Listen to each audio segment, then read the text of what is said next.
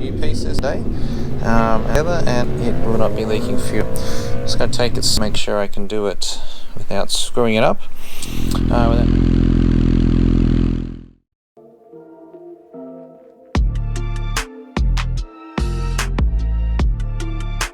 Have the carburetors obviously out of the bike now. So I think the fuel leak was coming in the O-rings that are inside this fuel rail here. So I'm going to undo these two bolts, one at the other end there, pull the carbs apart a little bit, replace these with new pieces and new O-rings that I got the other day, and then put it all back together, and with any luck it will not be leaking fuel anymore. So just going to take it slowly and make sure I can do it without screwing it up, without messing it up. So I'll have a stab at doing that now. Put them back in and then we'll start it up again and see how we went. But the old O-rings that came out of it, as you would expect, was very, very hard rubber. So yeah, with any luck this will have fixed it. Well, I started to pull these carbs apart and then I realized that it was a little bit out of my comfort zone to actually split the different carbs. So I ended up taking it back down to the guy who did the ultrasonic cleaning and got him to put the new parts in the O-rings in the fuel rail. So that looks to be all done now. I think taking it back to Mick was a good idea. I probably could have done it myself, but just decided not to, as I want it done relatively quickly and he actually knew what he was doing versus me that's just sort of making it up as we go along, looking at the manual. So I'll just put them back in and then we'll start it up again and see how we went. But the old O-rings that came out of it, as you would expect, was very, very hard rubber. So yeah, with any luck this will have fixed it. I've got the carbs and everything back in there now. I'm going to prime the fuel pump, so turn it on and see if any fuel comes out of the fuel rail, because last time I did that without even starting it, you could see the fuel coming out of the fuel rail. So rather than try and start it straight away, I'm just going to prime it a little bit and see if anything comes out from where it was leaking last time, or anywhere else from that matter. So yeah, everything is connected up now. Just going to hit the button and see what happens.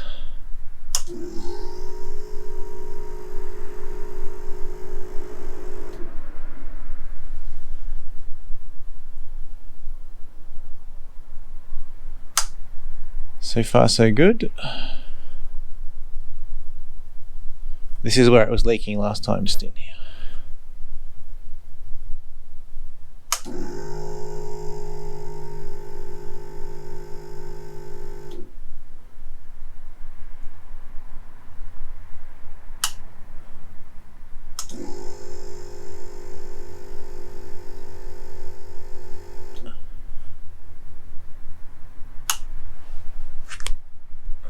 I'm just going to leave it sit there for a minute and see if I can see fuel leaking out of anywhere. So we've got dry spots on the ground at this point. I topped up the water after the last time I ran it, so that should be okay. Oil is sitting at an alright level so far.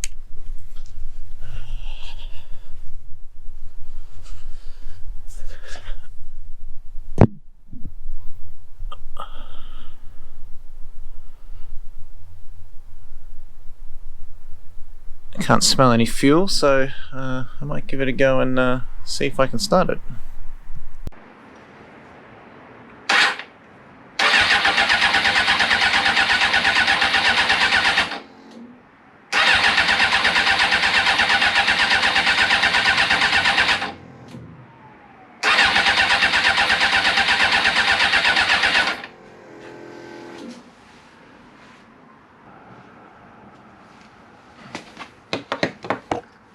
So I'm just going to let it sit there for a little bit, just see if any fuel does come out of there. At the moment it looks okay, so I don't have any starter fluid stuff on me at the moment, so I'll just go find some of that and then give it another shot.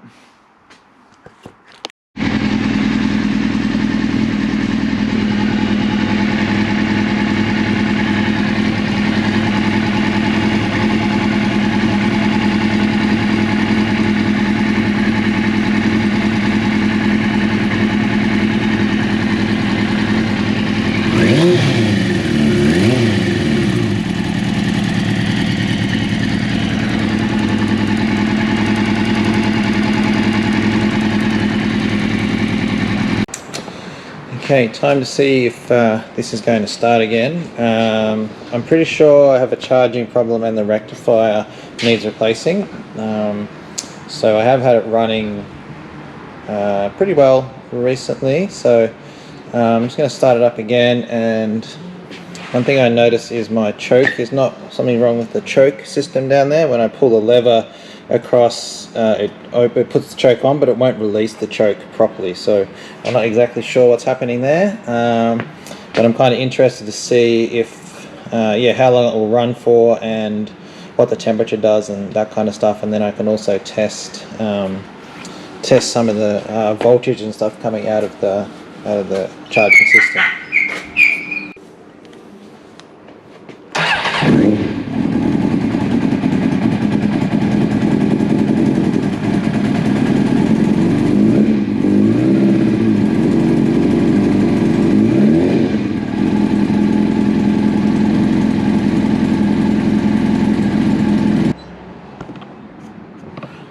I had it running for a little while, got up to about 50 degrees, and then I just had a bit of a look and a few little oil leaks and stuff floating around. You can see on bottom of, you can see sort of, it's on the bottom of here and over here too, so looks like it's actually coming from whatever this is. So it's not totally unexpected, I guess, but hopefully something can be repaired relatively easily. Maybe just a gasket or something. Maybe the bolt's just not tight. Pull this radiator hose off and just have a bit more of a look in behind there, but at least we're not leaking fuel or water. You can actually see it a bit better from in here. The bottom of the pipes and stuff have oil on them. And then in there. It's also coming from that bolt right there. So. Back out this morning to have a look at what leaking situation is down here, and as I sort of hoped, there actually no leak there. I'm thinking about it last night. The color of the oil wasn't consistent with either like motor oil or coolant or anything like that. It was a red like a red purpley kind of color, kind of like transmission fluid, which makes no sense given there's no transmission in here, no automatic transmission.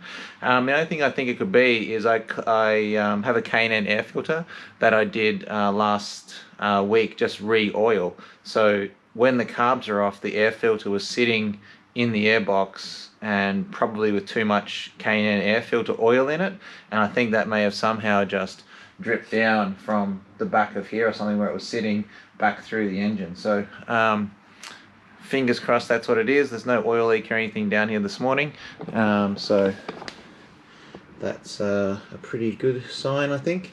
I did get a little spot of water coming back down there, but I did fill this reservoir up, the overflow bottle up yesterday as well, so that may have just been a little blurb in the system or something like that when I was filling that up. So yeah, fingers crossed it's not as bad as I thought. So it did idling pretty well, sort of. I've got a problem with the choke return thing, but I'm just trying to see if the temperature heats up to, if the fan will come on at 107 or whatever. Hopefully got no fuel left. But yeah, I think the battery is also not super good, but we'll see what happens. Idling there, alright.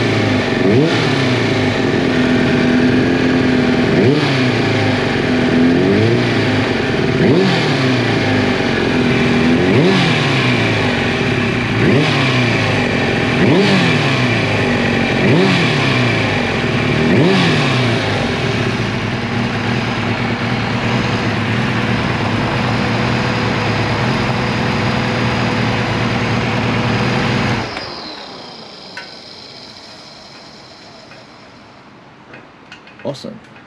Well, that was a good check this morning. Started up okay. Fan came on, so that means the switch is good. So all in all, I think it was a pretty successful test running in the engine. Looks like we've got the carbs and everything are all cleaned up. I've apparently got the front end off here because I'm fixing some air skip tubes and things like that. So yeah, I think it's definitely getting closer. The next thing I'll do is pull the forks out because I've got a leaking fork seal, and then I also need a new front tyre and a few other bits and pieces like that. So yeah, I think the engine for now is pretty much ready to go and get someone to tune it properly. At the moment it seems to be running and idling okay. I think that oil definitely was from the air cleaner that I oiled up the other day. So yeah, I'm pretty happy with how it's all turned out. The engine itself sounds pretty good. The exhaust sounds pretty good. Yeah, thanks everyone for watching, and I'll see you in the next one.